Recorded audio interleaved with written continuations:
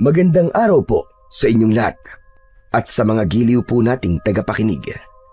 Narito na naman po tayo sa pagbibigay ng isang natatanging kwento ng isang tindero laban sa kampon ng kadiliman.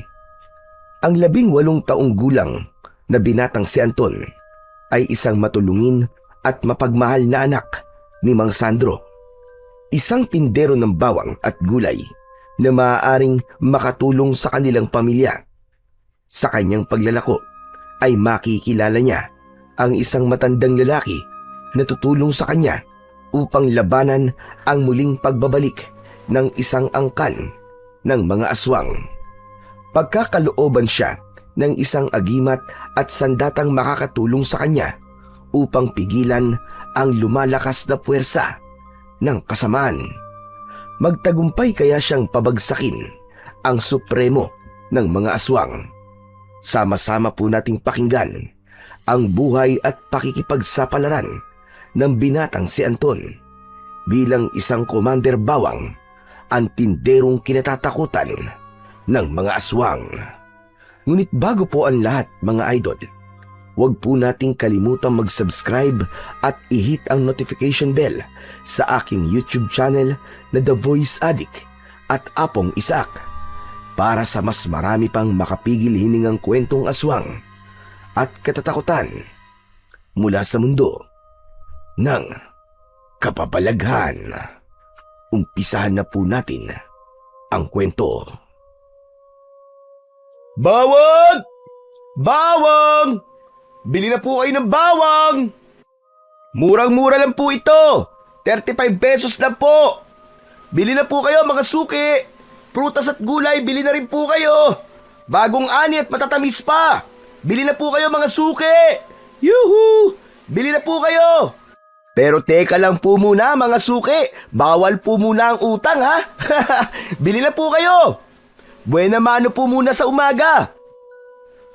Anton! Pabili nga ako ng bawang. Gaano ba karami ang tinitinda mong bawang ngayon? Bibiling ko na ang lahat ng mga yan. Teka! Pambihira naman po kayo, Lolo Temple. Ano pong ibibenta ko sa dulo ng baryo kung papakyawin niyo po lahat ng paninda ko? Abay, pambihira ka naman, tindero ka. Ayaw mo bang maubos ang paninda mo? Kung ganun sa iba na lamang ako bibili. Ikaw rin. Baka abangan ka na naman ni Tano sa unahan ng daan. Oo, sandali. Saan naman po kayo pupunta, Lolo Temple? Parang binibiro lang po kayo Kayo naman, ang seryoso niyo po talaga. Saka, ilang araw ko na pong hindi nakikita si Tano. Baka po lumipat na po ng ibang pwesto. Ikaw rin naman seryoso ka sa pagtitinda. Teka, palagi ka pa rin bang ginugulo ng grupo ni Tano? Aba, ikaw naman lumaban ka kasi nang hindi ka palaging pinag-iinitan. Kapag hindi pa sila tumigil, isubsub mo sa kalsada na may dumi ng kalabaw nang makita na nila ang hinahanap nila. Porque mabait ang tao sinasamantala naman nila. Aba, marunong naman po pala kayo magbiro, Lolo Temple Hayaan niyo po at patitikimin ko sila ng mabagsik kong kamao. Teka, sandali lang po, Lolo Temple. At ititigil ko po muna ang kariton sa ilalim ng puno nang hindi po kayo mainitan. Mabuti na lang po at kahit 60 taong gulang na po kayo malakas pa po ang katawan nyo. Kaya nyo pa pong tumagal sa sikat ng araw. Paano naman na hindi ako makakatagal sa sikat ng araw? Wala naman akong ibang maaasahang bumili ng bawang. Nag-iisa na lang ako sa buhay, kaya kailangan ko talagang magtiis, Anton. Ang mabuti pa kaya maghintay ka lamang dito sa ilalim ng puno para hintayin ang mga suki mo nang hindi ka mapagod sa pagtutulak ng kariton mo. Huwag mong gagawin yung sinabi ko kanina ha. Kung kaya mong umiwas sa gulo, abay umiwas ka. Mahirap kapag merong kagalit, mabigat sa dibdib at malas sa buhay. Lolo Temple, marami pong salamat sa pagpapaalala sa akin ng bagay na yan ha. Umiiwas naman po ako sa gulo Kahit kung minsan nakakaranas na po ako ng pananakit nila. Hay nako, kung minsan talaga ang tukso ng kasamaan ay palaging nakadikit sa tao. Mahirap iwasan Kung minsan ay nananadya pa. Huwag po kayo mag-alala. Ayos lang po ako, Lolo. Isa pa nalilibang din naman po ako sa pagtitinde. Kapag nagtutulak po ako ng kariton, marami akong nakakalimutan ng mga problema. Ang mahalaga naman po masaya po ako sa ginagawa ko. Kahit minsan po hindi talaga naiiwasan na napapadaan ako sa mga lugar na masyadong liblib at walang katao-tao. Para po kasing nangingilabot ako kapag nararamdaman kong tila may nakasunod sa akin. Pero tumutuloy pa rin po ako sa pagtitinda para sa pamilya ko. Ang mahalaga po, meron akong benta sa isang araw. Nako, napakaswerte talaga ng mga magulang mo sa'yo, Anton. Mabait kang anak. Kung sa iba yan baka matagal nang sumuko. Masyado ko lamang pong mahal talaga ang mga magulang ko. Saka, kung titigil po ako sa pagtitinda, kawawa naman po mga kapatid kong umaasa sa akin. Magugutom po kami, isa pa. May sakit po si tatay, ganun din po si nanay. Ang iba ko naman pong mga kapatid, nag-aaral pa. Ang sumunod naman po sa akin maaga nag-asawa at sa bahay rin nakatira. Buntis ang asawa at wala namang trabaho ang kapatid ko. Abay, pambihirang kamalasan naman na nangyari sa buhay mo, Anton. Ang sabi noon ng matatanda, kapag nauna raw ang bunso sa pag-aasawa, hindi na raw nagkakaroon ng asawa ang panganay na kapatid. Sige ka, baka tumanda kang binata niyan. Bakit naman po napunta sa pag-aasawa ang usapan natin, Lolo Temple? Wala pa po sa isip ko yun. Ang gusto ko po ay makatulong muna sa pamilya ko.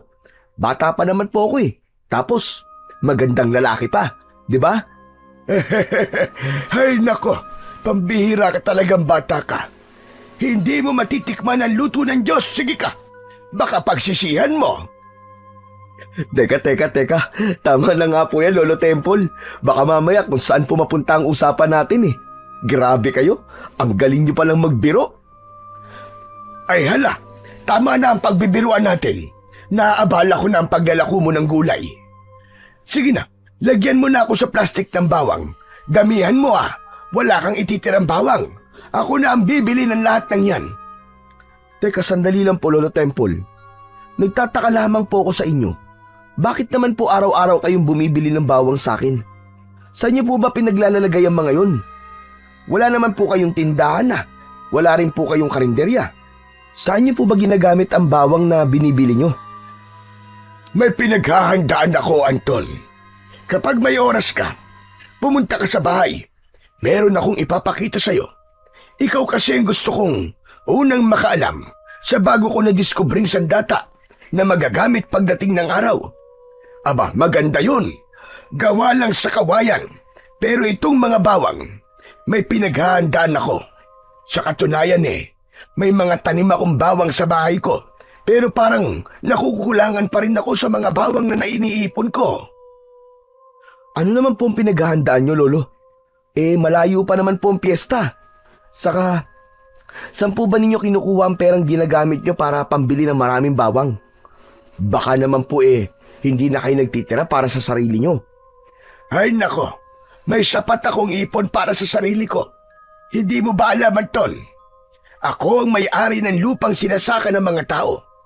Lahat ng makikita mong palayan ay sa akin bumabagsak ang mga ani bilang kaparti ko sa lahat ng produktong makukuha nila. Sobra pa yun para sa akin.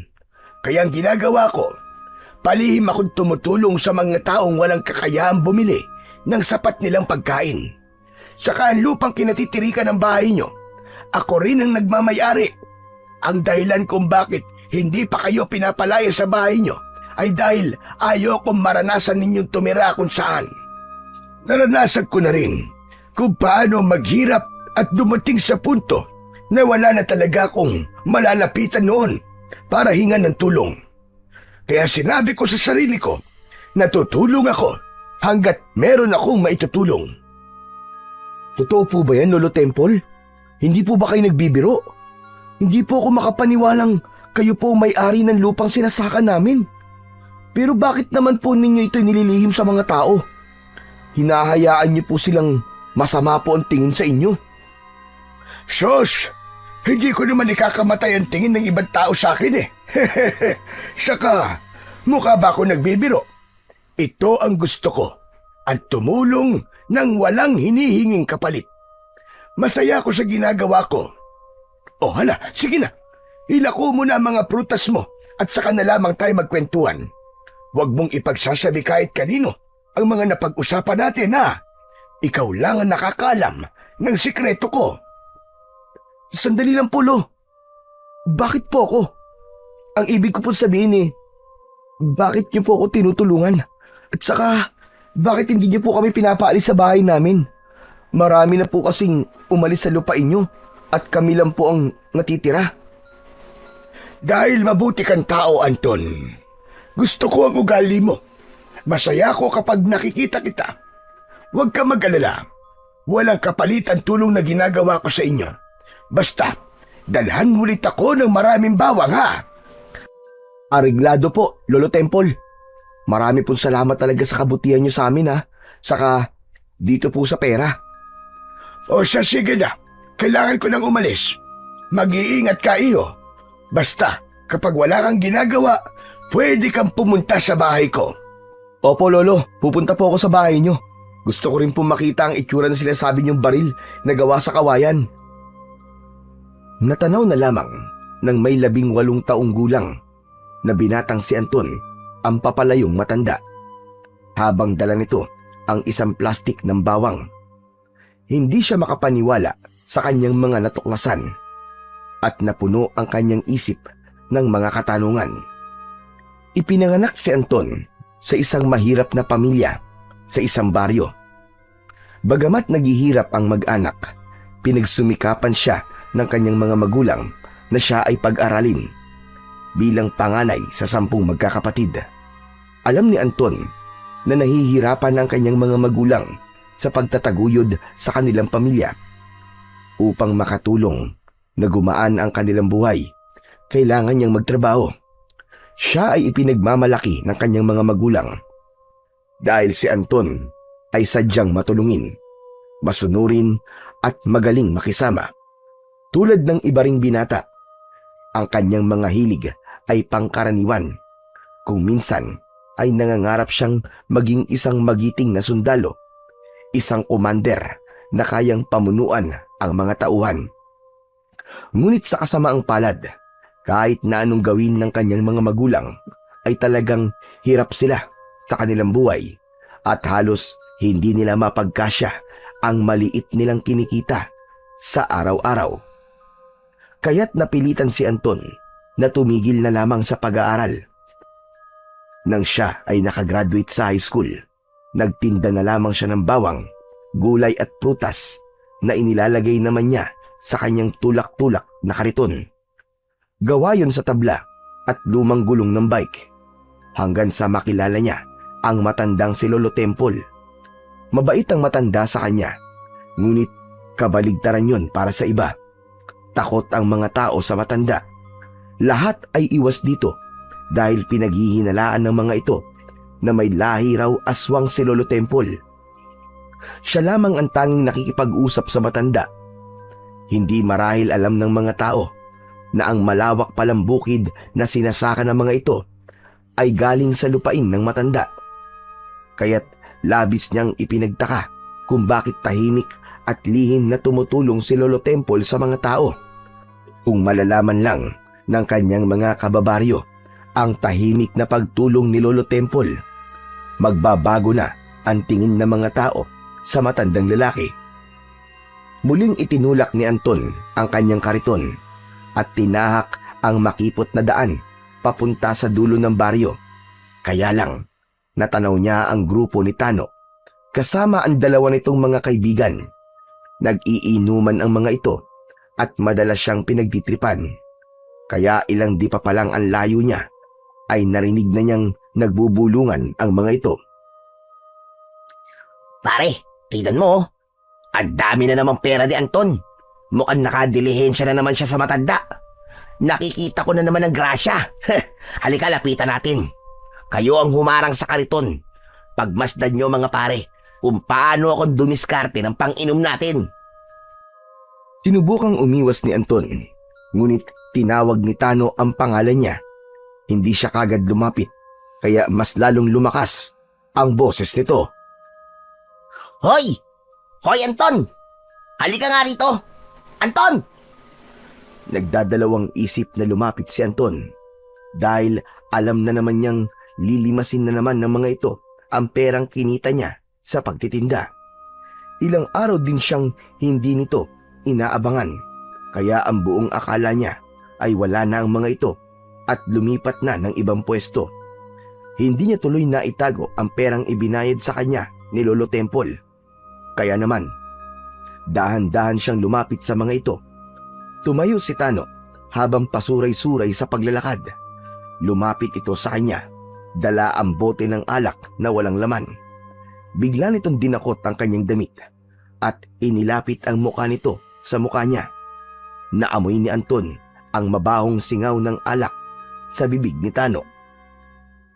Hindi mo ba alam? Lahat ng dumaraan sa daanang ito ay nagbibigay sa amin ng lagay. Matuto kang makisama kung ayaw mong guluhin ko ang paghahanap buhay mo. Palagi ko tong ginagawa sa'yo, pero hindi ka pa rin nasasanay. At kapag tinatawag kita, ang gusto ko, lalapit ka kagad dahil ayokong pinaghihintay ako. O ano? Nasaan ang pera? Ibigay mo sa akin. Ilabas mo! Ilabas mo yung pera! Akin na! Tano, wala pa nga akong pera eh. Dadalin ko pa nga to sa dulo eh. Bakit ba ako na lang lagi ang palagi niyong inaabangan? Siguro natatakot kayong humanap ng katapat niyo, no? 10 kapatid at tatay kong may sakit ang kailangan kong suportahan. Maawa naman kayo sa akin, no? Anong maawa sila sabi mo? Walang puwang sa akin ang awa. Pambihira. Hindi naman kita pamilya. Yung pera nasa na, dalian mo. Ibigay mo sa akin ang pera. Wala akong pambili ng alak, oh. Wala pa nga akong pera, Tano. Ihatid ko pa nga to sa dulo ng baryo eh, para maging pera to. Bakit ba nagmamatigas ka pa? Ibigay mo na lang sa akin ang hinihingi ko nang hindi ka na masaktan. Hindi ako naniniwala sa'yo. Walang pera. Samantalang nakita kita kanina. Binayaran ka ng matandang yon. Binili niya ang lahat ng bawang na tinda mo. Pinaglololoko mo ba ako, ha? O gusto mong masaktan? Akin na ang pera. Wala nga akong pera, Tano. Bakit bang kulit-kulit mo? Kung magiinom kayo, maglaan kayo ng pera na galing sa pinaghirapan nyo. Hindi yung pinaghihirapan ng iba ang pinakikialaman nyo. Ang lalaki ng mga katawan nyo eh. Hindi kayo magtrabaho ng matino. Kapag iiwas ni Anton na mahawakan ni Tano ang kanyang bulsa, isang malakas na suntok ang dumapo sa kanyang muka. Kaya naman, napasubsob siya sa kanyang kariton. Naramdaman niya ang paglapat ng gulay na sitaw sa kanyang muka at natuluan yun ng dugong nanggaling sa pumutok niyang labi. Hindi niya na yun maibibenta sa iba dahil nasira na. Tumalim ang kanyang mga mata at dahan-dahang muling tumayo sa kahinarap si Tano. Naramdaman niya ang pagdukot ng lalaki sa kanyang bulsa at kinuha ang perang kinita niya sa pagtitinda. Kasama ang perang nanggaling kay Lolo Temple. Hindi siya makapalag dahil pinalilibutan na rin siya ng dalawa nitong kasama. Mabuti na lamang at walang ibang taong naroon. Hindi siya lubos na mapapahiya kung sakaling hindi siya lalaban sa mga ito. Ayaw niyang maging duwag sa mata ng mga tao. Subalit ang perang kinuha ng mga ito ay pambili niya ng gamot ng kanyang amang si Mang Sandro. Pinunasan niya ang kanyang labi, saka naluluwang humarap sa grupo ni Tano. Nakikiusap siyang ibalik ng mga ito ang perang kinita niya. Ngunit maangas na nagsalita si Tano at galit na ipinakita ang perang nakuha sa bulsa ni Anton. Ano to, ha? Niloloko mo ba ako? Kailan ka pa natutong magtago ng pera sa akin, ha? Itinaas ni Tano ang perang nakuha nito sa bulsa ni Anton. Galit na galit ang mukha nito na muli siyang binigwasan ng suntok sa mukha. Naramdaman niya ang pamamanhid ng kanyang pisngi at muling napasubsob sa kanyang kariton. Habang nakadapa siya sa kariton, narinig ni Anton na inutusan ni Tano ang mga kasama nito na bugbugin siya. Sige, turuan nyo na leksyon yan. Hindi pwede sa akin ang nagmamatigas. Ako ang siga dito. Walang sino man ang susuway sa kagustuhan ko. Lalo na sa mga taong hindi marunong magbigay ng lagay. Naramdaman ni Anton ang pagtama ng hindi mabilang na suntok sa kanyang katawan at muka. Kaya naman, nakita niya ang kutsilyong madalas niyang ginagamit sa pagbabalat ng manggang hilaw. Dala ng galit sa madalas na pananakit ng mga ito sa kanya, dinampot niya yun at paikot na iwinasiwas ang kutsilyo sa mga ito. Nagulat si Tano sa pagpalag ni Anton, kaya't napaatras sa mga ito. Sa muling pag-ikot ni Anton, tinamaan ng kutsilyo sa dibdib si Tano. Bumulwak ang dugo nito sa stripe nitong damit. Pero kahit may tama ito, bumunot din ito ng balisong mula sa bewang nito.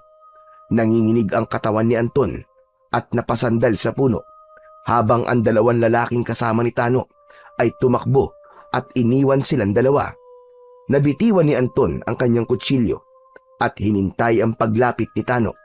Kaya lang, sa dami ng dugong umaawas sa sugat nito, ay hindi na ito nakahakbang at bumagsak sa lupa ng nakadapa.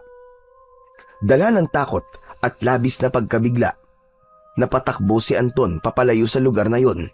Iniwan niya ang kanyang kariton. Wala siyang tiyak na pupuntahan.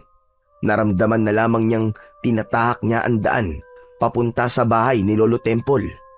Halos mabingi siya sa lakas ng kabog ng kanyang dibdib habang naluluwa ang kanyang mga mata dahil sa hampas ng hangin sa kanyang muka. Diyos ko, sana naman po'y walang nangyaring masama kay Tano. Hindi ko po sinasadya. Saad sa sarili ni Anton habang siya ay tumatakbo. Natanaw niya ang luma at sirang kulungan ng baboy na nakatayo sa gitna ng kakawyan. Nagtago siya roon kahit masukal at maraming ligaw na damo ang bahaging yon. Nanginginig pa rin ng kanyang kamay dahil sa pag-aalala. Nakadikit sa kanyang palad ang dugo ni Tano. Napahagulgol ng iyak si Anton habang nakasiksik sa kulungan ng baboy. Takot na takot siyang nakasandal sa sementadong dingding habang yakap ang sariling katawan. Panay ang pagdadasal niya na sana ay walang mangyaring masama kay Tano. Pero sa dami ng dugo na nakita niya sa sugat ng lalaki, sigurado siyang manganganib ang buhay nito. Hanggang sa pagsapit ng gabi, hindi umalis sa lugar na yon si Anton. Hindi siya mapakali at halos hindi makahinga sa labis na pag-aalala. Ganun pala ang pakiramdam ng nakasaksak ng tao. Mabilis ang tibok ng puso at naninikip ang dibdib. Diyos ko, Diyos ko. Ayoko pong makulong. Paano na po ang pamilya ko? Paano na mga kapatid kong umaasa sa akin? Hindi dapat ako nagpadala sa galit ko kanina. Mali ang ginawa kong yun. Ni hindi na ininda ni Anton ang pasa at sugat sa kanyang katawan. Abala siya sa pag-aalala sa maaaring kalabasan ng ginawa niya. Mag-aalala ang kanyang mga magulang at sisikat siya sa kanilang baryo bilang isang mamamatay tao. Iniisip pa lang niya ay masyado na siyang natatakot dahil hindi yun ang pinangarap niyang mangyari sa buhay niya. Maya-maya pa ay napaunat sa pagkakaupo si Anton. Narinig niya ang boses ni Mang Alan. Galit na galit ang lalaki habang kausap ang mga lalaking kasama nito. Isang angkan ni Tano ang naghahanap sa kanya. Napasilip siya sa siwang ng lumang kulungan ng baboy at nakita nga niya ang ama ni Tano. Kasama nito ang mga kapatid ni Tano na sina Greg at Alex. Kasama rin ang dalawang lalaki na kainuman naman ni Tano kanina. Nagsumbong na ang mga ito kay Mang Alan at itinuro ng mga ito kung saan siya tumakbo. May mga dala itong itak at halata ang galit sa mga mata.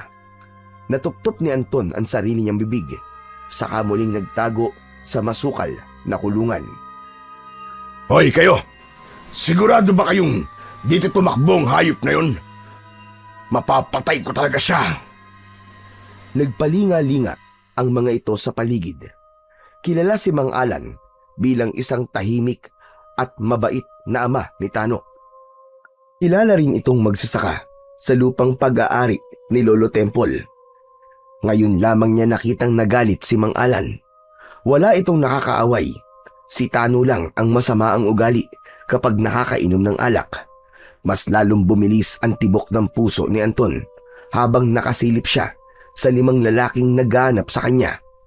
Pakiramdam niya ay hindi na siya humihinga ng mga oras na yon. Ilang sandali pa ang lumipas ay umalis ang mga ito sa tapat ng kanyang pinagtataguan. Saka lamang siya nakahiga ng maluwag. Nang tuluyan ng nawala sa kanyang paningin ang mga ito, saka muli siyang napabalik sa kanyang pinagtataguan.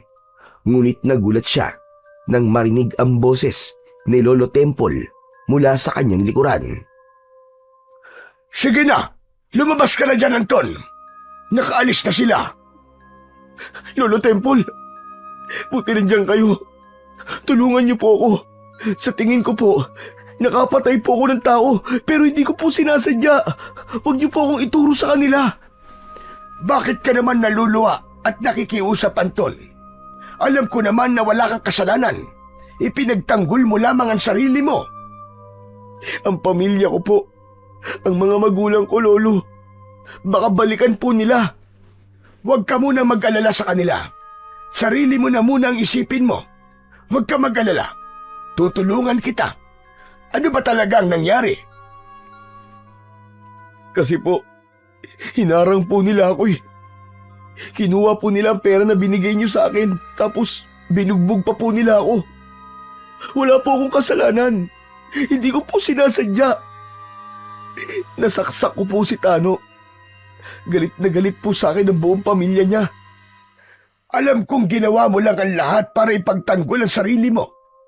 Hindi ka dapat magsisi. Alam kong madalas ka nilang binubuli sa tuwing napapadaan ka sa lugar na yon. Halika. Sumama ka sa bahay ko. Magpalit ka ng damit at sasamahan kitang sumilip sa inyo. Naramdaman ni Anton ang kamay ni Lolo Temple. Tumayo siya at nagpalinga-linga sa paligid bago siya sumunod sa paglalakad ng matanda. Huwag kang mag-alala. Sigurado kong wala na sila bago ako lumapit sa iyo. Lolo, ang mga magulang ko po, paano na po sila? Huminahon ka muna, sabi. Makikita mo rin naman ang mga magulang mo. Pero sa ngayon, kailangan mo munang magtago. Pagkaraan ng ilang minutong paglalakad, narating nila ang bahay ng matanda. Napatingala siya sa mataas na bahay ni Lolo Temple. Gawa yun sa kawayan at simple lang ang estilo. Umakyat sila sa hagdan na gawa naman sa tabla. Pagpasok nila sa loob ng bahay nito ay sumalubong sa kanyang paningin ang maraming nakataling mga bawang. Nakatirintas ang mga yon at nakalaylay sa bintana. Sa gilid naman ng dingding ay may mga tapayan na merong takip. Sumalubong sa kanyang pang-amoy ang matapang na singaw ng bawang. Siguro ay nagtataka ka kung bakit maraming bawang sa bahay ko. Ginagamit ko ang mga yan bilang bala sa bago kong nadiskubring armas. Lolo, bakit naman po kayo gumagawa ng armas? Para naman pong sasabak kayo sa digmaan yan eh. Hindi lang basta gera, Anton, kundi isang malawakan digmaan laban sa masasamang elemento ng kadiliman. Ano po? Elemento ng kadiliman? Ano po mga yun, Lolo? Isang angkan ng mga aswang na manananggal sila. Ang elementong tinutukoy ko, nandito sila sa baryo natin. Maaaring tahimik silang namumuhay. Subalit kapag tinawag sila ng supremo ng hari ng kadiliman, siguradong sasalakay sila at mambibiktima ng mga tao rito. Yun ang pinaghahandaan ko. Wala silang patawad. Kahit bata o matanda, walang makakaligtas sa pag-aasik nila ng lagim. Manananggal po ba ang sinasabi niyo, Lolo? Pero hindi ko po alam na totoo silang. Akala ko po sa mga comics ko lang sila nababasa. Totoo mga aswang na manananggal at nakatira sila sa tahimik na lugar katulad ng baryo.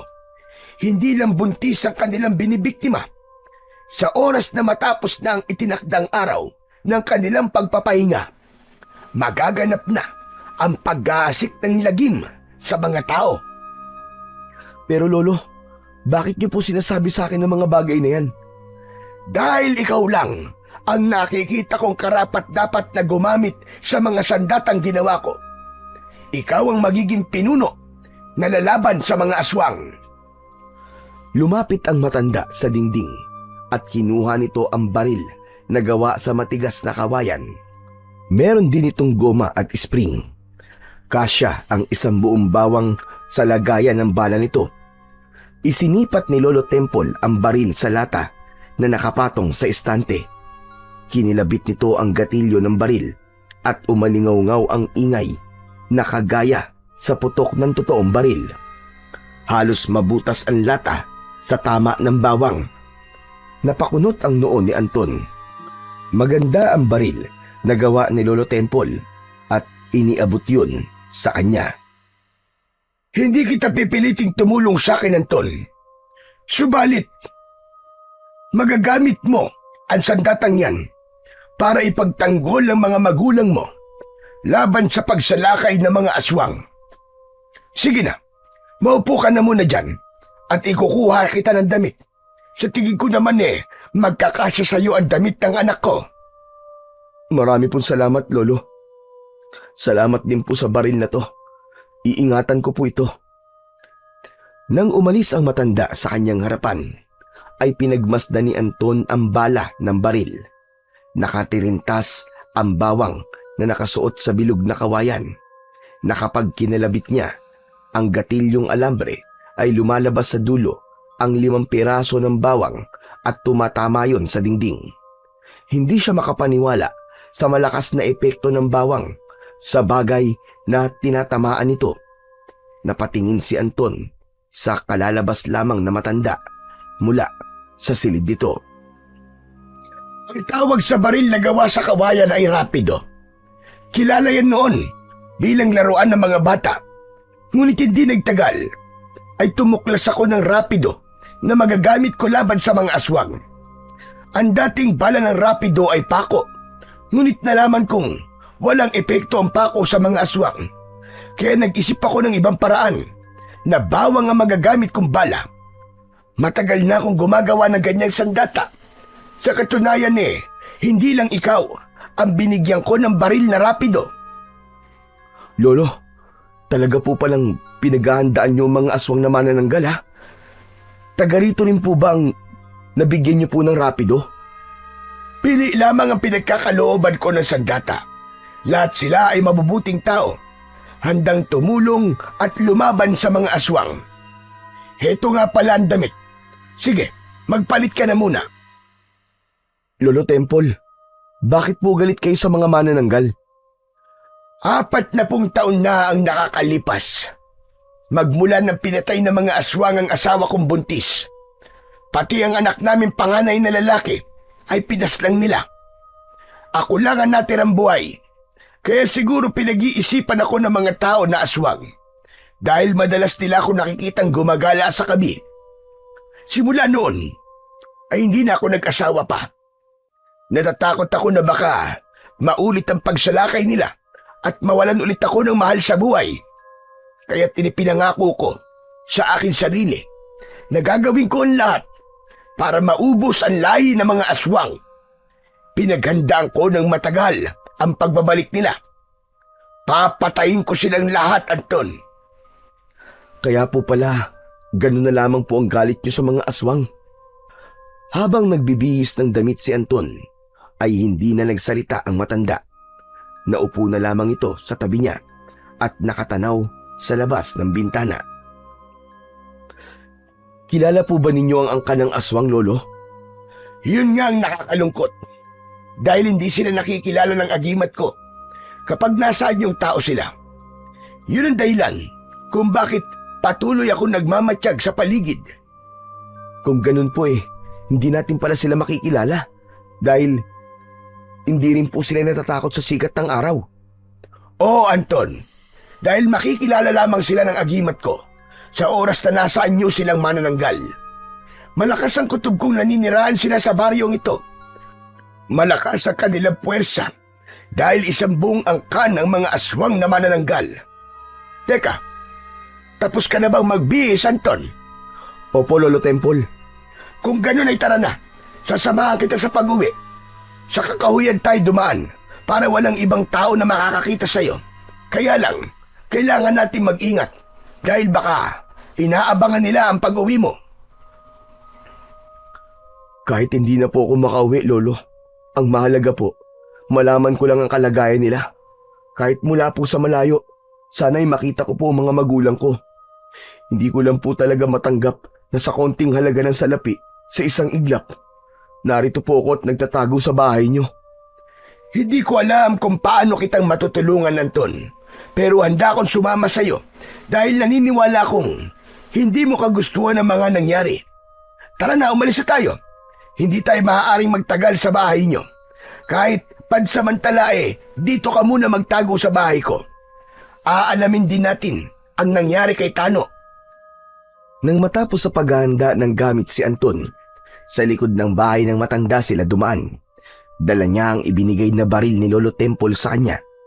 Tinaak nila ang daan at tumawid sa pilapil ng palayan. Mabuti na lang at walang ibang taong nakatira sa lugar na yon. Pagkalipas ng ilang minutong paglalakad, ay narating nila ang bahay ni Anton. Sa ilalim ng maliwanag na buwan, tanaw niya ang kanilang bahay na nagliliwanag dahil sa mga gaserang nakasabit sa dingding. Hindi makapagsalita si Anton habang pinagmamasdang mabuti ang bahay. Maraming tao sa labas, lahat ay nag-uusap. Ang kanyang inang si Aling Rosa ay nakaupo sa gitna habang walang tigil sa pag-iyak. Kausap nito ang 4 na lalaki.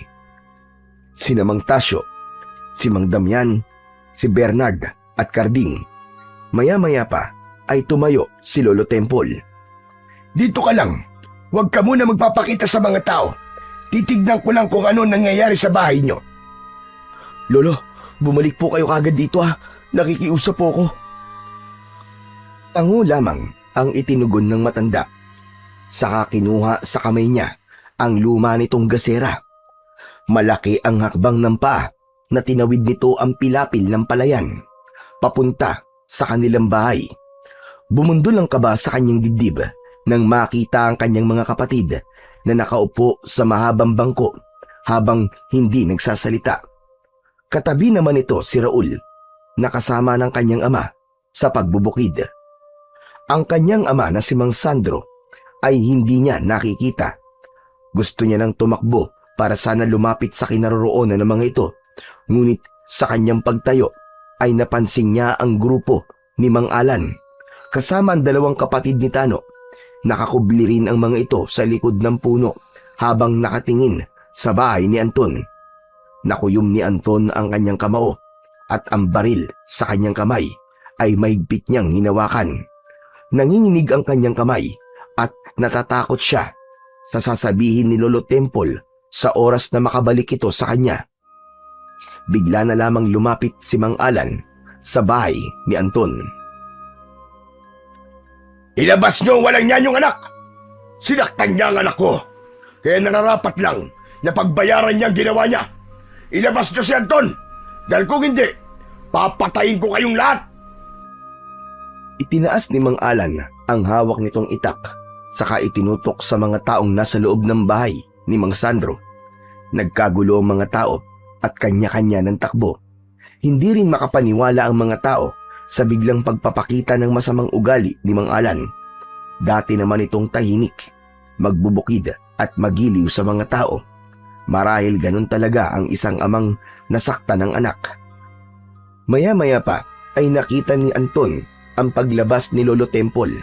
Itinaas nito ang gasera at tila ba sumenya sa kanya na hindi siya dapat lumabas sa kanyang pinagtataguan. Ilang saglit pa ay nabaling ang atensyon ni Mang Alan kay Lolo Temple. Hoy tanda, hindi ba't ikaw rin yung napagtatungan namin kanina sa kabilang ilog? Sa gitna ng kakauyan? Bakit ka nandito ha? Kilala mo ba si Anton? Mula sa pinagtataguan ni Anton ay dinig na dinig niya ang usapan ng mga ito habang ang kanyang dibdib ay para ng binabayo ng maso. Oo, kilala ko si Anton. Kilala ko ang batang yon na mabait at mabuting tao. Hindi ka rin naman masamang tao, Alan? Anong ginagawa mo? Hindi ako masamang tao dahil nakikisama ako. Pinipilit ko maging mabuting tao. Pero anong ginawa ng Anton na yon? Sinaksak niya ang anak ko. Nasa ospital si Tano. Kritikal. Kaya ba pati ang kanyang amang si Sandro ay binugbog nyo? Hindi kayo makaganti kay Anton. Kaya ang kanyang ama ang pinarusahan nyo. Natural, anak niya ang hayop na yon. At yun ang kasalanan niya. Nagkaroon siya ng anak na barumbado. Hindi barumbado si Anton. Ipinagtanggol niya lang ang buhay niya. Naghahanap buhay ng marangal yung tao para sa kanyang kapatid at may sakit na ama. Pero anong ginawa ng anak mo? Kinuha ni Tano ang pera ni Anton. Sa palagay mo, tama ba yun? Teka, sandali nga. Kinakampihan mo ba ang walang yang yun? At pinapalabas mo ba na kinukonsinti ko ang anak ko? Na hindi ko muna inaalam kung sino ang tama? Bakit? Mali ba ang sinabi ko? Kasalanan ng anak mo. Ikaw pa ang may ganang manggulo rito. Pambihira. Hindi ko alam na ganyan pala ang ugali mo. May pinagmanahan naman pala si Tano. Ganun na lamang ang panlalaki ng mga mata ni Anton nang makita niyang binigwasan ng suntok ni Mang Alan si Lolo Temple. Napatayo siya sa kanyang pinagtataguan, subalit nakita niyang gumanti rin ng suntok ang matanda. 2 sipa ang agad na tumama sa tiyan ni Mang Alan. Kaya naman, bumagsak ito sa lupa. Gulat na gulat ang binata, maging ang mga taong naroroon, dahil mahusay ang matanda sa pakikipaglaban. Maging ang mga kasama ni Mang Alan ay hindi rin umubra sa bilis ni Lolo Temple. Bumagsak ang mga ito sa lupa habang namimilipit sa sakit. Hindi naman pala na disgrasya ang anak mo at buhay pa siya. Alamin mo muna kung sino ang nauna sa dalawa at kung sino ang mali bago ka magbanta sa buhay ng mga tao rito. Wala silang alam sa away nila ni Anton. Grabe ka. Pati ang may sakit na si Sandro, pinahirapan nyo, kinulpi nyo. Nang marinig ni Anton ang sinabi ng matanda, napagtanto niya na kaya marami ang tao sa kanilang bahay ay dahil binugbog ang kanyang ama. Hindi niya napigilan ang kanyang sarili. Lumabas siya sa kanyang pinagtataguan. Mabilis siyang lumapit sa mga ito at tinutukan ng rapido ang mga lalaking nakagulong sa lupa. Bumangon si Mang Alan nang makita nito si Anton. Hayop ka! Sinaksak mo ang anak ko! Magbabayad ka! Kasabwat mo, matandang yan! Wala akong kasabwat, kaya huwag ka mandamay sa pamilya ko. Lalong-lalo na kay Lolo Temple. Wala siyang kasalanan. Tayo magtutuos, Anton. Ako labanan mo! Talagang magtutuos tayo dahil narinig ko na sinaktan mo ang tatay kong hayop ka. Sa pagsisimula ng sagutan ni na Anton at Mang Alan, nagsimulang mag-iyakan ang kanyang mga kapatid. Takot na takot ang mga ito nang makitang pinalilibutan siya ng mga kasama ni Mang Alan. Si Lolo Temple na nasa isang tabi ay umalalay naman kay Aling Rosa habang nakikiusap na wag nang lumaban si Anton. Panay ang iyak nito dahil sa takot, habang ang mga lalaking nasa loob ng kanilang bahay ay tila napansin niyang nakabantay sa kanyang pamilya. Huwag po kayo mag-alala, Nay. Hindi ako natatakot sa kanila. Ang anak niyang si Tano ang nagsimula ng gulo. Kinuha po niya ang pera ko na dapat sana ipambili ng gamot ni tatay. Pagkatapos malalaman ko na binugbog nila ang ama ko. Magbabayad sila. Magbabayad kayo, Mang Alan. Hindi ko kayo mapapatawad. Itinutok ni Anton ang hawak niyang baril sa kalaban. Napaatras si Mang Alan at muling nagsalita. Ngunit sa pagkakataong yun ay nakahanda na rin ang lalaki gamit ang itak nito. Pagbabayaran mo rin ang ginawa mo sa anak ko. Pagbabayaran mo naman ang ginawa mo sa tatay ko. Ikaw na ang humanap ng kamatayan mo. Hahatulang kita sa harap ng maraming tao. Hayop ka! Gawin mo! Hindi sinasabi yan! Isang pagtaga ang unang sumalubong kay Anton gamit ang itak ni Mang Alan. Dalawang pag-atake na naiwasan ni Anton. Yumuko siya at sa pagtayo niya ay pinaputukan niya ito ng baril sa binti. Ngunit nakaiwas ito. Balak niyang unti-untiin ang pagpapahirap sa kalaban. Subalit narinig niya ang boses ng matanda. Anton! Ang tunay na laban ay walang ginagamit na sandata. Lakas sa lakas ang kailangan maghari. Patunayan mo na kahit wala kang armas, kaya mong ipagtanggol ang sarili mo. Ikaw naman, Alan, lumaban ka ng patas! Inihagis ni Mang Alan ang itak. Si Anton naman, ibinaba niya ang kanyang sandata sa lupa. Ngumisi ng nakakaloko si Mang Alan sa pag-aakalang mananalo ito sa laban nila ni Anton. Unang sumugod si Mang Alan. Tinamaan sa muka si Anton. Pero dahil maliksing kumilos si Anton, 2 suntok sa muka ang iginanti niya sa kalaban. Bumagsak ito sa lupa habang dumudugo ang labi. Nang matalo ni Anton si Mang Alan, sumugod naman ang 2 nitong anak na sina Greg at Alex. Kahit pinagtulungan siya ng mga ito na suntukin, naiwasan niya ang kamao ng mga ito. Gumanti siya sa magkapatid. Tinamaan niya ng suntok sa muka si Greg at sipa naman ang tumama sa tiyan ni Alex. Bumagsak ang mga ito sa lupa habang namimilipit sa sakit. Sa pagbangon ng mga ito ay pinagtulungan nila si Anton. Kaya wala nang nagawa si Lolo Temple kundi ang tumulong na rin sa binata. Nagmistula itong lumulutang sa hangin habang nakikipaglaban sa mga kasama ni Mang Alan.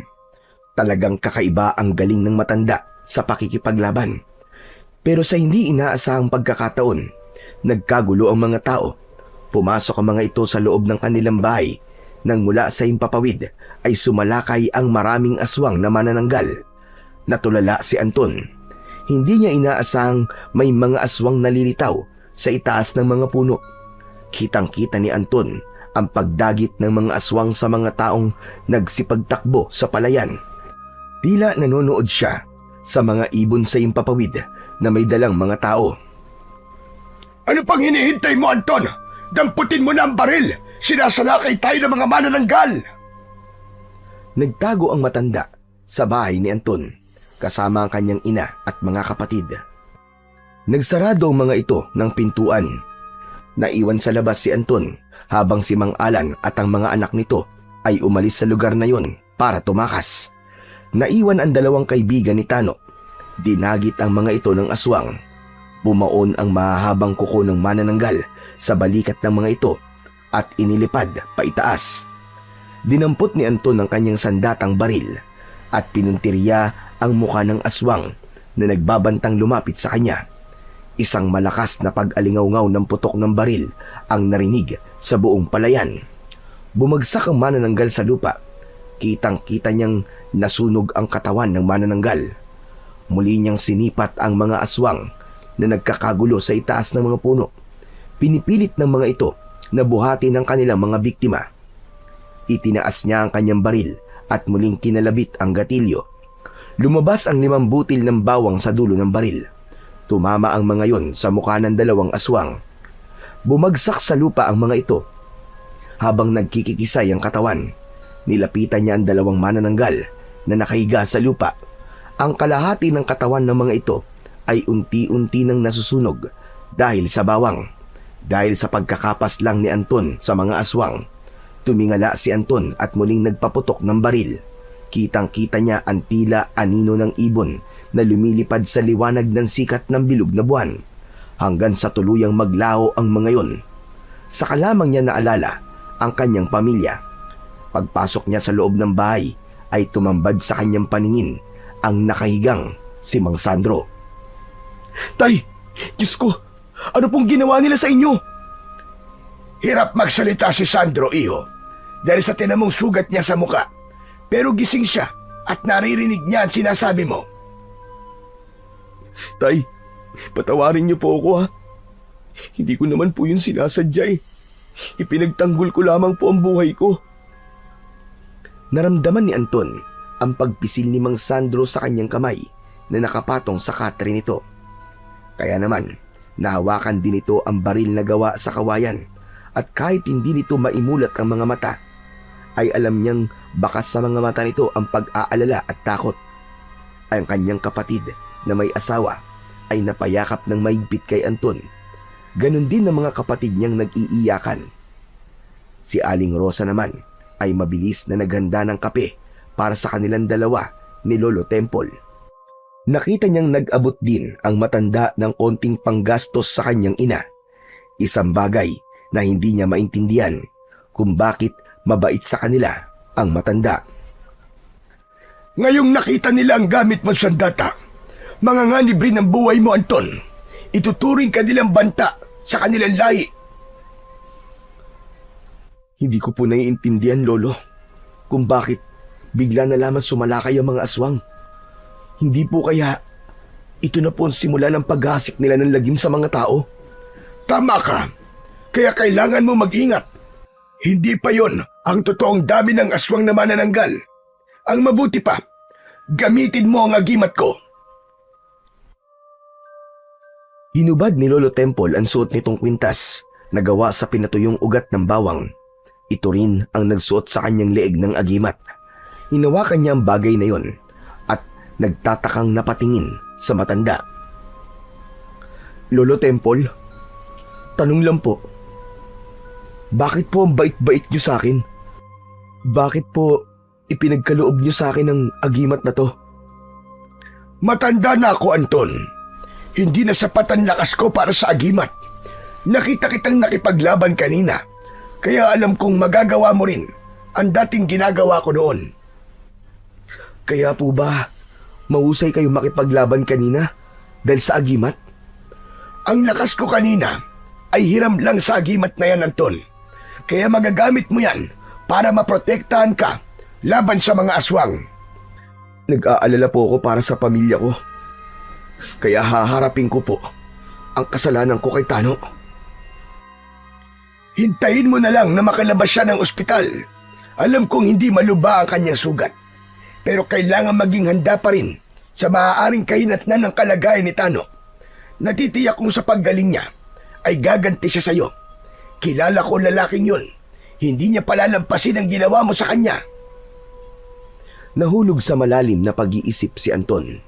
Nag-aalala siya para sa kanyang mga magulang at kapatid. Ganun din sa pagharap niya sa bagong yugto ng kanyang buhay, ang maging tagapagligtas ng kanilang baryo laban sa mga aswang na manananggal. Maya-maya lang ay nagpaalam na ang matanda sa kanila na uuwi muna ito sa bahay nito. Pero hindi pumayag si Anton na hindi ihatid ang matanda. Kaya naman, dala niya ang baril at lumang gasera ay sinamahan niya ito pauwi sa bahay nito. Ngunit pagsapit nila sa gitna ng kagubatan, ay naramdaman ni Anton na nag-iinit ang anting-anting na ibinigay sa kanya ni Lolo Temple. Kaya't tumigil siya sa paglalakad. Anton! Abay, bakit ka tumigil? Para po kasing nararamdaman kong may nilalang po na nakasunod sa atin. Paano mo nasabi? Nag-iinit po ang agimat ko. Nang marinig ng matanda ang sinabi ni Anton, ay nagmamadali itong naglakad. Hinawakan nito ang braso niya. Halos kalad ka rin siya nito, makarating lang sa bahay nito. Naramdaman niya ang panginginig sa kamay ng matanda. Kaya pagkarating nila sa tapat ng bahay nito, ay agad silang pumasok sa loob ng bahay ni Lolo Temple. Lolo, bakit po? Ang pag-iinit ng agimat ay indikasyong nasa paligid lamang natin ang supremo ng aswang. Diyos ko, kahit alam ko na may panlaban na ako sa kanila, hindi ko pa rin maiwasan ang hindi mag-alala. Kung ganun po, minamatyagan niya po tayo? Tama ka, Anton. Sa ngayon, ligtas pa tayo sa lugar na to dahil sa proteksyong nakabalot sa bahay ko. Subalit kapag nakaharap na natin ang supremo, tanging ikaw lang ang makakapatay sa kanya. Hindi po ako natatakot sa kanila, Lolo. Mas nag-aalala po ako kung pati ang pamilya ko ay madadamay sa pagsalakay ng mga aswang na manananggal. Nang gabing yon, ay hindi na iniwan ni Anton ang matanda. Kumalat din sa buong baryo ang ginawang pagsalakay ng mga manananggal. Nagkagulo ang mga tao dahil marami ang nasawi sa pag-atake ng mga ito. Ang ibang mga tao na dinagit ng manananggal ay hindi na nakabalik pa sa kani-kanilang mga pamilya. Kaya naman, nagsagawa ng pagroronda sa gabi si Kapitan gamit ang mga pana na gawa sa kawayan. Lumipas ang ilang araw ay tumigil ang pamiminsala ng mga aswang sa baryo. Samantala, hinintay ni Anton ang paghaharap nila ni Tano, ngunit hindi naman siya nito ipinatawag sa barangay. Si Mang Sandor naman ay tuluyan ng gumaling sa bugbog at pasa na inabot nito sa kamay ni Mang Alan. Muling nagpatuloy sa pagtitinda ng bawang at gulay si Anton. Akala niya ay hindi na siya guguluhin pa ni Tano, ngunit nagkamali siya. Nakita niya itong nakikipag-inuman sa mga kaibigan nito. Nakaupo ito sa maliit na lamesa kasama ang dalawa nitong kapatid at bago nitong mga kaibigan. May benda ang dibdib nito na sinadya pang ipakita sa kanya. Bumundol ang kaba sa kanyang dibdib nang tumayo si Tano. Talagang wala kang kadala-dala, no? Iniisip mo siguro na hindi kita babalikan. Hindi ba sinabi kong huwag kang papasok sa teritoryo ko? Walang ibang mag-aahari sa lugar na to, kundi ako lang. Huwag mong ipagmalaking nakapatay ka ng mga aswang sa baryong to. Baka nakakalimutan mong may utang ka pa na dapat pagbayaran sa akin. Magpasalamat ka at hindi kita ipinahuli sa mga pulis. Wala akong utang na dapat pagbayaran sa inyo, Tano. Kayo ang may utang sa akin dahil kinuha niyo ang pera na dapat sana'y pambili ko ng gamot ng tatay ko. Kaya umayos ka. Pera na ipinagmamalaki mo? Kulang pang pambili sa gamot ko sa ospital yun. Kasalanan mo yun dahil lang gulo kayo. Magpasalamat ka at buhay ka pa hanggang ngayon. Imbis na ako ang abangan mo, bakit hindi na lang ang mga aswang na pumatay sa mga kaibigan mo ang guluhin mo? Inuutusan mo ba ako? Mayabang ka na. Papalag ka ba, ha? Dahil sa pangaharang ni Tano, ay umagaw yun sa atensyon ng maraming tao. Sa pagkakataong yun, ay saksi ang mga ito na si Tano ang nagsimula ng gulo, habang ang apat na lalaki sa likod ni Tano ay nagsimula ng humugot ng balisong sa bewang ng mga ito. Dumampot rin si Anton ng kutsilyo. Umalingaw-ngaw ang sigawan sa paligid ni Anton, habang abala siya sa pag-iwas sa kutsilyong hawak ni Tano. Tila lumulutang siya sa hangin na gumanti ng pagsaksak sa mga ito, para siyang kidlat na agad niyang nasugatan si Tano. Mabilis nitong tinakluban ng palad ang sugat nito sa braso. Sinundan pa niya yon ng isang malakas na pagsuntok sa mukha ni Tano. Bumagsak ito sa lupa, kaya naman umatake rin sa kanya ang kapatid nitong sina Greg at Alex. Ngunit sinalubong niya ang mga ito ng kanyang sipa na tumama naman sa mukha ng magkapatid. Bumagsak ang mga ito sa lupa habang namimilipit sa sakit. Akma na sanang lalapitan ni Anton ang mga kalaban nang biglang dumating si Mang Alan. Umawat ito sa kanila at walang imik na hinila ang anak papalayo kay Anton. Tano, tama na! Tama na, tumigil ka na! Pambihira ka! Nagsisimula ka na naman ng gulo. Halika na! Umalis na tayo rito. Pambihira ka talaga, lalaki ka, oo. Nakakahiya ka na! Bitiwan niyo po ang kamay ko, tay! Gaganti ako sa hayop na yan! Tama na! Tumigil ka na! May sugat ka na sa braso! Tanaw ni Anton ang pagkaladkad ni Mang Alan sa anak nitong si Tano, kasama ang dalawang kapatid nito at mga kaibigan. Pinulot ni Anton ang mga nagkalat na kutsilyo sa lupa. Lumapit sa kanya ang mga tao at bumili sa kanya ng mga gulay. Napansin niya si Bernard na tinapik ang kanyang balikat. Sinabi nitong basta nasa tama siya ay ayos lang na lumaban. Nang maubos ang kanyang paninda, ay pinagmasdan ni Anton ang kanyang pera at kariton. Wala nang laman yun, maliban sa mga bawang. Bigla niyang naalala si Lolo Temple. Magmula ng gabing makita niya ito, ay ilang araw nang hindi bumibili sa kanya ng bawang ang matanda. Dala ng kanyang pag-aalala, ay naisipan niyang puntahan ng matanda sa bahay nito. Iniwan niya ang kariton at dinala ang kanyang baril na rapido. Isinuksok niya yon sa kanyang bewang habang dala ang isang plastik na bawang. Pasado alas 5 na yon ng hapon at medyo malapit ng dumilim. Kaya kinailangan niyang magmadali sa pagtawid niya sa palayan. May ilan pang magsasaka ang pumigil sa kanya at sinabing kung pupunta raw siya sa bahay ng matanda ay wag na raw siyang tumuloy dahil masama raw ang ugali ni Lolo Temple at may lahi raw na aswang.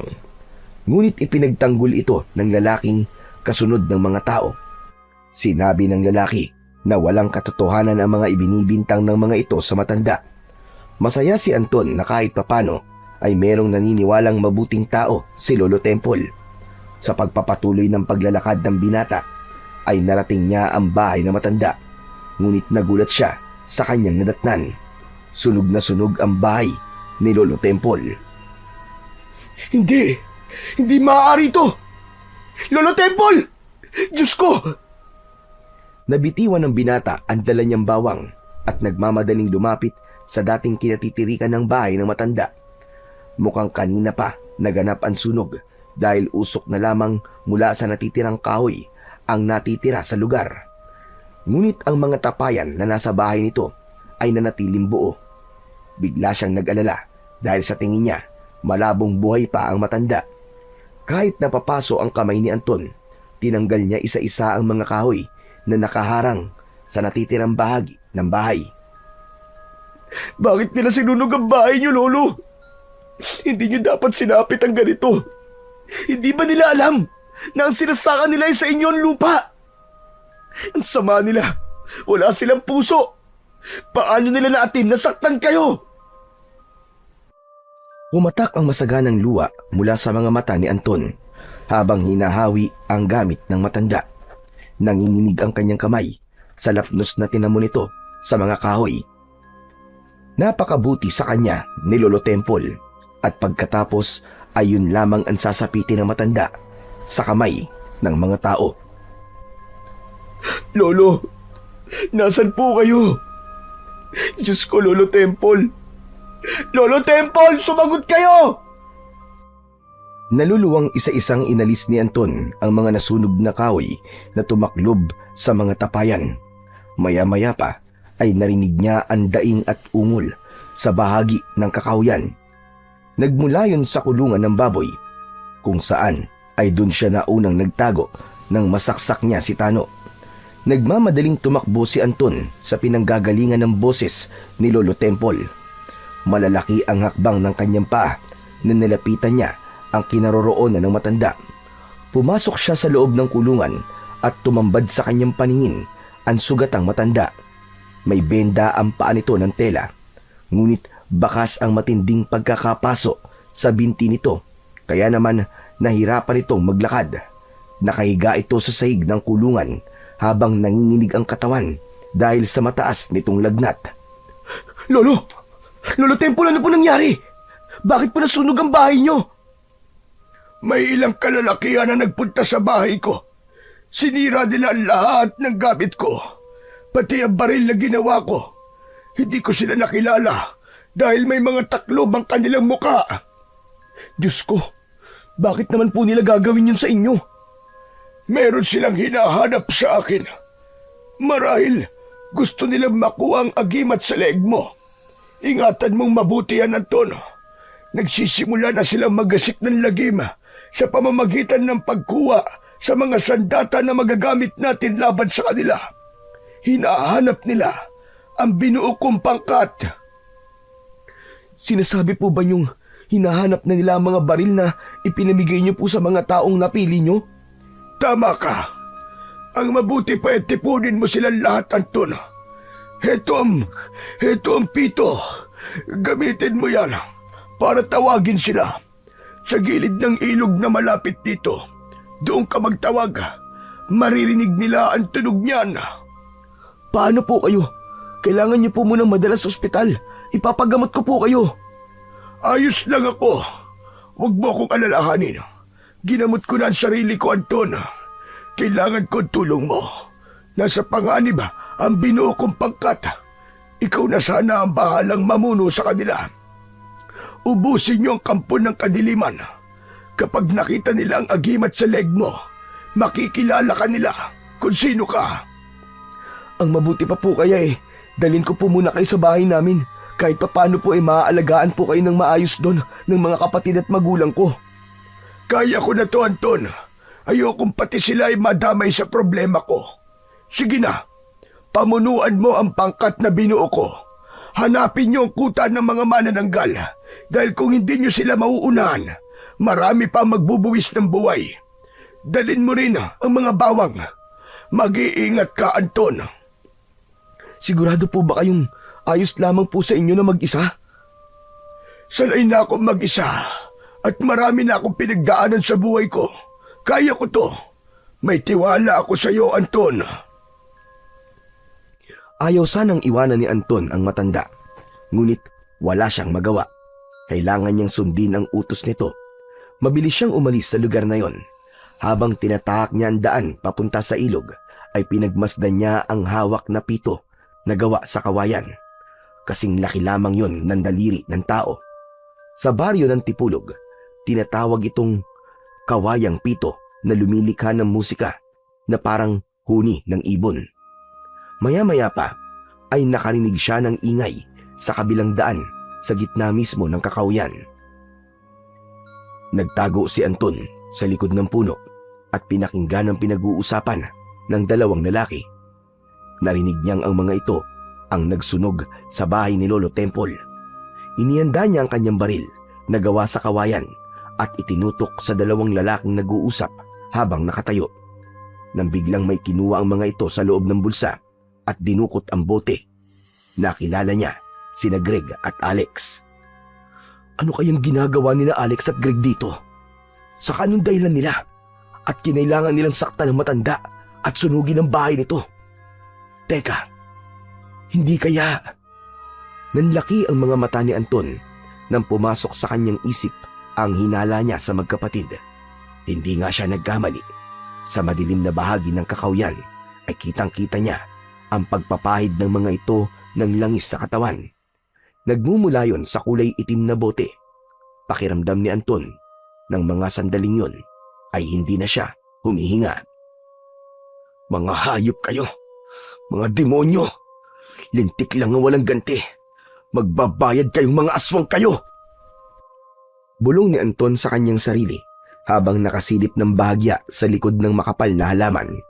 Pilit niyang inaaninaw ang mga ito sa madilim na bahagi ng kakawayan. Mabuti na lamang at kalat na ang liwanag mula sa sikat ng bilog na buwan. Unti-unting nagbabago ang itsura ng magkapatid. Ang balat ng mga ito ay namumutla, parang nalulusaw sa sariling pawis. Unti-unting bumubuka ang kanilang likod na mistulang hinihiwa ng isang hindi nakikitang pangil. Mula roon, lumalabas ang makaliskis at malapad na pakpak, kulay-uling at parang nababalutan ng alikabok. Sa pagpagaspas ng pakpak na lumabas sa likod ng magkapatid, ay kasabay rin ng paghaba ng mga pangil nito sa bibig. Ipinikit ni Greg ang mga mata nito, ngunit binuksan din kagad. Maya-maya naman ay si Alex naman ang umaangil na parang nasasaktan. Dumi pa ang mga pakpak nito habang dahan-dahang umaangat ang katawan. Sa wakas, nakilala ko rin ang mga aswang na manananggal. Ngayon ay alam ko na, isang angkan kayong mga halimaw. Sige lang, magpalit lang kayo ng anyo dahil yan lang magiging katapusan nyo. Nakuyom ni Anton ang kanyang kamao habang ang kanyang paningin ay hindi inaalis sa kinaroroonan ng dalawang manananggal. Habang abala ang mga ito sa pagpapalit ng anyo, abala rin ang isip ni Anton kung paano niyang mapapatay ang mga ito. Kaya naman, pinag-aralan niya kung paano niya ito pahihirapan. Sa muling pagsulyap ni Anton sa magkapatid, ay nakita niya na ang kabuuang anyo ng mga ito.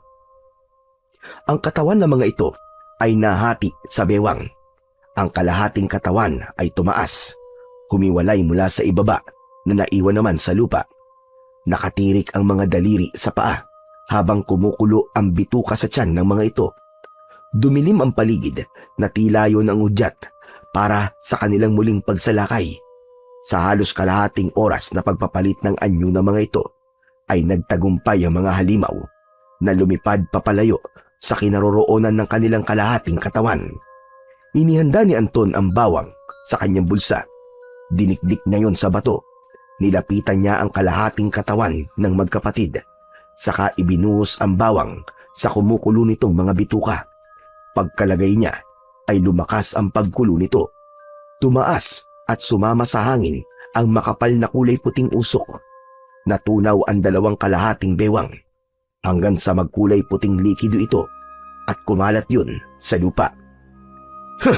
Tignan ko lang kung makakabalik pa kayo sa kalahating katawan nyo. Nagsimula na siyang tumakbo papalayo sa lugar na yon. Tinahak niya ang daan papunta sa ilog na sinasabi ni Lolo Temple. Ilang minuto lamang ang lumipas ay narating niya ang kinaroroonan ng batis. Habang ang maririnig ay ingay ng lagaslas ng tubig. Kabadong sinimulan ni Anton ang pagtatawag sa pangkat na binuo ng matanda. Hinipan niya ng malakas ang pito. Umalingaw-ngaw ang tunog nito sa katahimikan ng kagubatan. Tumagal ng halos 5 minuto ang kanyang pagpapatunog sa pito. Maya-maya pa ay lumitaw mula sa puno ng mga kawayan ang 2 lalaki na nauna niya nang nakita sa labanan nila ni Tano. Sunod ay ang paglitaw ng 2 pang lalaki na nakita niyang nagtatanim ng palay sa bukid ng matanda. Pagkaraan ng ilang minuto ay lumitaw mula sa kakahuyan ang kanyang amang si Mang Sandro. Kasama nito ang isa pang lalaki na tumapik sa kanyang balikat. Nanlalaki ang kanyang mga mata habang nakatitig sa kanyang ama. Kaya pala, mabait sa kanyang matanda dahil matagal na nitong kilala si Mang Sandro. At hindi siya makapaniwala na kabilang ito sa pangkat na binuo ni Lolo Temple. Ganon din ang mga lalaki na nakita niyang palaging kasama ng kanyang ama. Kaya pala nakita niya rin ang mga ito sa kanilang bahay. Lahat sila ay naglagay ng nakakuyom na kamao sa dibdib. Iniyuko ang ulo at sabay-sabay na nagsalita. Magandang gabi, Commander Bawang. Masaya po kaming malaman na ikaw ang bago namin pinuno. Teka, ano? Commander Bawang ang tawag niyo sa akin, Tay? Ano pong ibig sabihin nito? Anak, pasensya ka na kung inilihim namin ni Tatay Temple ang buong katotohanan tungkol sa aming misyon. Isa kaming mga mandirigma na sinanay niya sa laban sa isang angkan ng pamilyang namumuno sa mga aswang na manananggal. Kung hindi niya kami binuo, walang maglalakas ng loob na kumalaban sa mga aswang. Lahat kami ay may kanya-kanyang armas tulad ng sayo. Subalit kahit anak kita at ako ang ama mo, sa pangkat na to, ikaw ang susundin namin sa ngalan ni Tatay Temple na siyang pumili sa iyo bilang bago naming commander. Ay, hindi po yun ang ibig kong sabihin eh. Kailangan po ba talagang kasama ko kayo? Kung sinanay po kayo para makipaglaban, bakit wala man lang po kayong ginawa para ipagtanggol ang sarili niyo laban sa pamilya ni Mang Alan? Nagpabugbog pa kayo. Isa pa, hindi po ba't may sakit kayo? Kasama sa akin pagpapanggap ang magpabaya sa pambubugbog ng kalaban. Ang pagtawag mo sa pangkat sa pamamagitan ng tunog ng pito ay nangangahulugang pinaghahanap na kami ng mga tauhan ni Supremo. Yun ang aming palatandaan sa pagsisimula ng misyon. Matagal silang nanahimik. Kaya ngayong nagsimula na silang maggasik ng lagim, nasa tamang pagkakataon tayo para umatake. Pero Tay, intindihin niyo naman po ang sinasabi ko sa inyo. Pasensya na, Commander. Subalit kasama sa sinumpa namin tungkulin ang ipagtanggol ang baryo laban sa mga aswang. May sakit man ako o wala. Gagawin ko ito para sa mga taong umaasa sa aming pangkat. Hindi mo na kita tatawaging anak, Commander, sapagkat may respeto kami sa matandang nagbigay sa amin ng pagtitiwala at bahay na masisilungan. Mabuti ang kanyang hangarin, kaya nararapat lang na suklian din natin ang kabutihan at pagmamalasakit niya sa ating pamilya. Wala nang nagawa si Anton dahil yun ang utos ng matanda. Kumilos ang mga kasama ni Mang Sandro na parang mga tunay na sundalo. Maging ang paglalagay ng bala sa rapido o baril na gawa sa kawayan ay talagang pinag-aralan ng mga ito. Nang maihanda ang kanilang mga gagamitin, ay nagsimulang magplano ang grupo sa pamamagitan ni Anton. Kinilimutan muna niyang kasama niya ang kanyang ama Makinig kayo mabuti mga kasama. May dalawa na akong manananggal na nilagyan ng bawang sa bewang. Magkapatid sila at anak ni Mang Alan. Malakas ang kutob kong kasapi ang kanilang pamilya sa angkan ng mga aswang. Ikaw, Damian at Bernard, kayo ang magbabantay sa magkapatid. Alam kong babalikan nilang kalahati ng kanilang katawan. Gawin niyo ang lahat para hindi kayo mapahamak. Kayo naman, Mang Tasyo at Tatay, sasama po kayo sa akin. Hahanapin natin ang kuta ng mga manananggal. At kayo naman, Raul at Carding, maglalagay kayo ng asin at dinikdik na bawang sa mga bewang na iiwan ng mga aswang. Nakahiwalay kayo sa amin para kung sakaling mahuli kami, ay meron kaming maaasahang tulong mula sa inyo. Naiintindihan niyo ba mga kasama? Opo, Commander. Pagkatapos magplano, ay nagsimula na maghiwalay ang mga pangkat na inutusan ni Anton. Halos mabingi sila sa ingay ng mga nilalang na lumilipad sa impapawid. Malalaki ang kanilang mga akbang nang magtago sila sa likod ng mga puno. Sinipat ni Anton ang isang manananggal na nagmamatsyag sa kanila. Tila nararamdaman nito ang kanilang presensya. Isang kalabit ng gatilyo ng baril ang pinakawalan ni Anton at tumama yon sa muka ng kalaban. Nasunog ang buo nitong katawan, ngunit bago tuluyang maglaho ay lumikha ito ng pag-angil na tila ba nagtatawag ng mga kasama. Kaya naman, narinig yun ng ibang manananggal na lumilipad din sa impapawid. Sabay-sabay ang mga ito na bumulusok papunta sa kanilang kinaroroonan. Umalingaw-ngaw ang tunog ng kanilang mga baril habang ang mga aswang ay naglilingas ang mga mata at tuluyang nilamon ng apoy. Ang ibang mga manananggal ay lumipad papalayo sa kanila para magtawag ng mga kasama. Sinundan nila ang mga ito kasama ang kanyang ama. Commander, mukhang alam ko na kung saan sila papunta. Minsan ko nang narating ang lugar na to nang ako'y maligaw noon sa paghahanap sa'yo. Sige po, Tay. Puntahan natin ang kuta ng mga aswang. Malalaki ang hakbang ng mga paa na tinahak nila ang daan papunta sa lugar kung saan papunta ang maraming manananggal. Humantong sila sa isang malaking bahay na nakatayo sa gitna ng kakawyan. Nagtago silang tatlo sa likod ng puno at nakita nilang bumaba ang mga manananggal.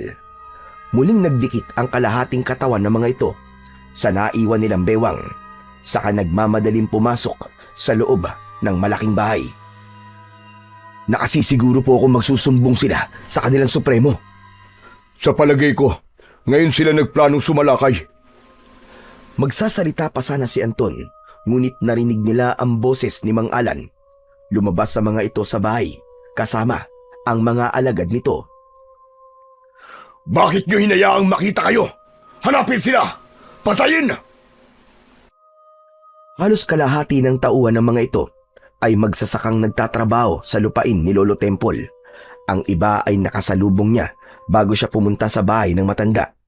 Wala silang kaalam-alam na nasa paligid lamang nila ang mga aswang na manananggal.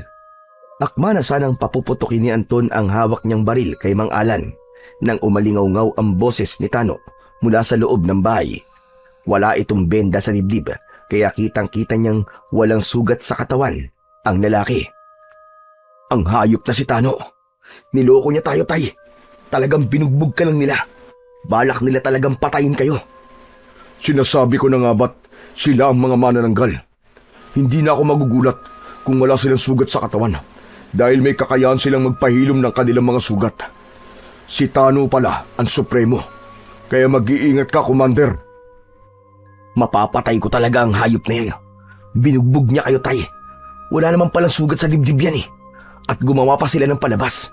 Nagkunwari silang walang alam sa mga manananggal. Kaya pala sinalakay tayo ng mga aswang sa bahay. Akala ko, alagad lamang sila ni Supremo. Yung pala, si Tano mismo ang Supremo. Gumawa sila ng paraan para hindi natin sila paghinalaan. Matagal na pala nila akong minamanmanan dahil hinahanap nila ang pangkat na binuo ni Tatay Temple. Pwes, hindi po sila mananalo sa pwesa ng kabutihan dahil ako mismo magsisilbing kamatayan nila na maghahatid sa kanila sa impyerno. Hintayin lang po natin na magpahid sila ng langis sa katawan nila. Saka tayo aatake sa mga naiwan nilang bewang. Makaligtas man sila sa atin, ay hindi na sila makakabalik sa kanilang katawan. Hindi inaalis ni Anton ang kanyang paningin sa mga aswang. Nagpapasalamat siya sa matanda dahil matagal nitong pinaghandaan ang pagbabalik ng mga manananggal at nakapag-ipon ito ng mas maraming bawang na pangbala sa kanilang mga baril. Habang pinapanood nila ang pagtitipon ng mga aswang sa labas ng malaking bahay, abala naman sila sa paglalagay ng bala sa kanilang baril. Nakalaylay ang mga bawang sa balahan ng rapido at nakahanda na lamang sa pagsugod. Si Tano ang nakita niyang unti-unting naglagay ng langis sa tiyan. Mula sa kanilang kinaroroonan ay kitang-kita nila kung paanong naghiwalay ang katawan nito sa bewang. Tumubo ang kulay berdeng pakpak ni Tano bilang palatandaan na ito nga ang supremo ng mga manananggal. Nagulat siya sa biglang paghaba ng kuko nito na tila mga pangil ng buhaya. Siya ang pinakamalakas na aswang, kaya mag-iingat kayo, Commander. Kayo rin po, Tay. Malalampasan natin to at walang mapapahamak sa atin. Gabayan sana tayo ng Panginoon laban sa kampon ng kadiliman. Maya-maya pa ay pumuesto na sila para umatake. Ang ibang mga aswang ay lumipad sa impapawid. Magkasama ang mag-amang sina Tano at Mang Alan. Naiwan sa ibaba ang mga babaeng aswang para magbantay sa mga kalahating katawan. Nang masiguro ni Anton na wala na ang mga manananggal, ay nakarinig naman sila ng sunod-sunod na putok ng baril sa kakahuyan. Indikasyong nakabalik na ang magkapatid na manananggal. Mabilis na tumayo si Anton at pinaputukan nila ng baril ang mga nagbabantay. Bawat tamaan ng butil ng bawang sa katawan ng mga yon ay nasusunog at tila mga abong na lusaw na sumasama sa hangin. Mabilis ang kanilang mga galaw na nilapitan ang katawan ng mga aswang na manananggal. Para silang mga totoong sundalo na pinaputukan ang mga nakatayong kalahati ng katawan ng mga aswang. Dumating na rin sina Karding at Raul, ang dalawang binatang nangangasiwa sa pagsasaboy ng asin sa katawan ng mga kalaban. Ibinuhos ng mga ito ang asin sa lahat ng katawang naroroon. Tanging ang katawan lang ni Tano ang hindi tinatabla ng asin at bawang, kaya nanatili yung nakatayo. Tay, paano nangyari yun? Bakit hindi ito tinatabla ng asin at bawang? Commander, hindi ko rin alam kung paanong papatayin ang kalahating katawan ni Supremo. Kailangan nating umisip ng paraan. Subukan kaya niyong paggaluin ng bawang at asin pagkatapos ay ibuhos niyo sa katawan ng Supremo nila. Sige, Commander. Ganun nga ang ginawa ng mga kasama ni Anton, ngunit walang epekto ang pinaghalong bawang at asin sa kalahating katawan ni Tano. Kaya naman, tuluyan na silang inabutan ng mga aswang na manananggal dahil sinundan ng mga ito sina Bernard at Damian. Hindi kinaya ng mga ito na labanan ng mga maraming aswang. Nakita ni Anton ang pag-atake ng mga kalaban. Halos sumayad ang mga ito sa lupa upang dagitin ang kanilang mga kasama. Nawala ang atensyon ng mga manananggal sa pangkat ni Anton dahil nakita ng mga ito na sunog na ang kalahati ng kanilang katawan. Umangil ang mga ito ng malakas, nagwawala at galit na galit si Mang Alan sa ginawa ng pangkat ni Anton. Magbabayad kayong lahat! Ubusin sila! Bigyan nyo ng katarungan ng pagkamatay ng kalahati nating katawan! Kayo pa may ganang magalit at humingi ng hustisya para sa sarili nyo. Kayo ang aswang na namiminsala sa baryo namin, kaya't magbabayad kayong lahat! Manasanang maglalaban ang mga aswang at ang pangkat ni Anton nang biglang umalingaw-ngaw ang malakas na paghuni ng supremo ng mga aswang. Masakit yun sa kanilang pandinig na tila pinupunit ang kanilang kalamnan. Napabaluktot sa sakit ang mga kasama ni Anton, ngunit biglang lumiwanag ang suot niyang agimat at nasilawan lahat ng mga aswang na naroroon. Ang ibang mga manananggal na direktang napatingin sa suot na kwintas ni Anton ay biglang nasunog. Huwag kayong tumingin sa kwintas ni Anton! Lumayo kayo! Commander, ang kahinaan ng Supremo ay nasa agimat nyo! Muling sumulyap si Anton sa ibang mga nilalang na nakalutang sa ere. Unti-unti ang mga ito na nasusunog hanggang sa tuluyang nalusaw ang katawan ng mga ito. Tumayo ang kanyang mga kasama sa tigkabilaan niyang tabi. Saka magkasabay na pinaputukan ng baril ang mga aswang. Umalingaw-ngaw ang mga pag-angil ng tonong nasasaktan habang hinahawakan ng katawan na unti-unting nasusunog. Huwag kayong titigil sa pagpapaputok ng baril! Patayin silang lahat! Bantayan niyo ang kalahating katawan ng Supremo hanggang sa sumikat ang araw dahil yun ang papatay sa kanya! Masusunod, Commander! Umesto ang 4 na kasama ni Anton sa palibot ng nag-iisang kalahating katawan. Umaligid sa kanilang tapat ang natitirang mga aswang na manananggal. Hindi makalapit ang mga ito sa kanilang kinaroroonan dahil sa liwanag na nagmumula sa suot na kwintas ni Anton. Pabulusok na umatake si Mang Alan papalapit kay Anton. Tinamaan siya nito ng kalmot sa kanyang dibdib at leeg. Bumulwak ang kanyang dugo at nasira ang kanyang damit. Nahulog din ang nakasabit na bawang sa kanyang balikat. Umalingaw-ngaw ang malakas na tawa ni Mang Alan. Kung mamamatay lang din naman ako, sisiguraduhin kong kasama kita sa hukay, Anton! Mamatay kayong lahat! Napaluhod sa lupa si Anton habang hawak ang dibdib na nasugatan. Nagulat siya nang makita niyang unti-unting naghihilom ang kanyang sugat sa dibdib. Kaya naman, mas lalong nagalit si Mang Alan. Muli itong sumugod papunta sa kanyang kinaroroonan, kasabay ng pagkasa ng kanyang baril. Pinatamaan niya ito sa ulo. Nagkikikisay ito sa ere at bumangga sa sanga ng puno. Kasunod ng paglagablab ng apoy ng katawan nito, umalingaw-ngaw ang malakas na sigaw ni Tano habang umiiyak sa galit. Hayop ka, Anton! Papatayin kita! Tila napansin ni Tano na wala na rin ang mga kapatid at nanay nito, kaya naman nagwala ito sa gilid at lumipad ng paikot sa kanilang tapat. Wala na sila! Wala na ang pamilya mo kasama ng mga alagad mo! Ikaw na lang ang natitira, kaya harapin mo na ang katapusan mo! Demonyo ka! Dala ng matinding galit, umikot si Tano sa ere at dinagit nito si Mang Sandro na nakatayo sa likuran ni Anton. Hindi niya nahawakan ng kanyang ama, pero agad na nagpaputok ng baril si Mang Tasyo at ang kasamahan nila. Tinamaan si Tano sa muka, kaya naman nabitiwan ito si Mang Sandro. Kasunod ng pagtakas ni Tano, papalayo sa kanila.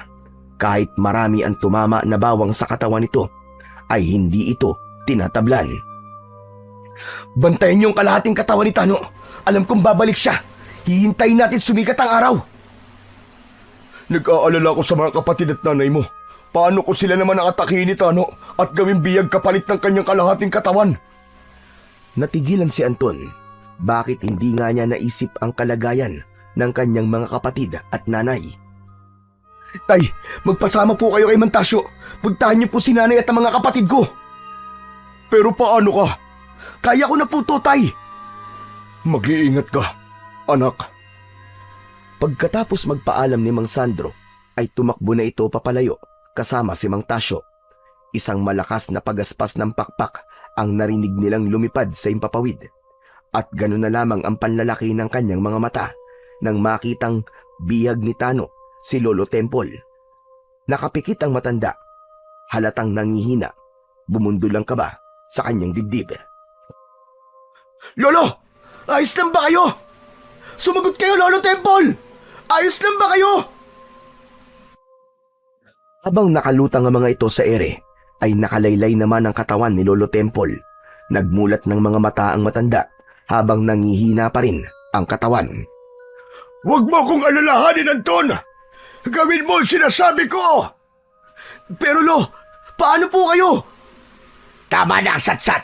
Ibigay niyo sa akin ang kalahati ng katawan ko at pakakawalan ko ang matandang ito.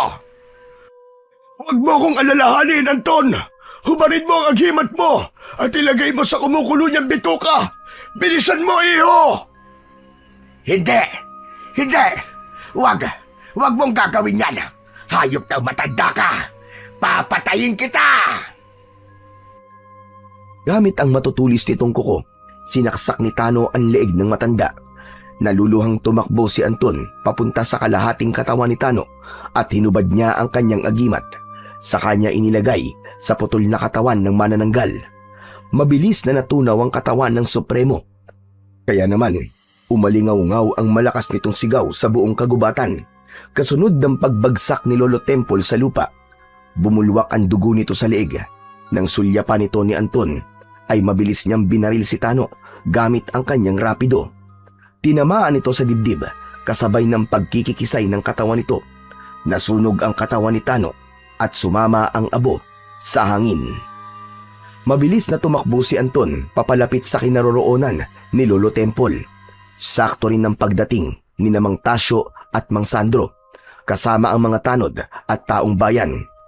Kinalong ni Anton ng matanda habang nahihirapang huminga dahil sa sugat nito sa leeg. Lo, huwag po kayong bibitiw. Nakikiusap ako. Lumaban kayo, Lo. Kaya nyo yan. Nagawa ko na ang matagal ko nang pinapangarap. Ang mapatay ang Supremo. Opo, Lo. Dahil po yun sa inyo. Kaya nagtagumpay po kami. Pinalibutan sila ng mga tao na napapaluwa dahil sa nangyari sa matanda. Nalaman ng mga ito ang kabutihang ginawa ni Lolo Temple. Kaya napuno ng iyakan ang buong kagubatan.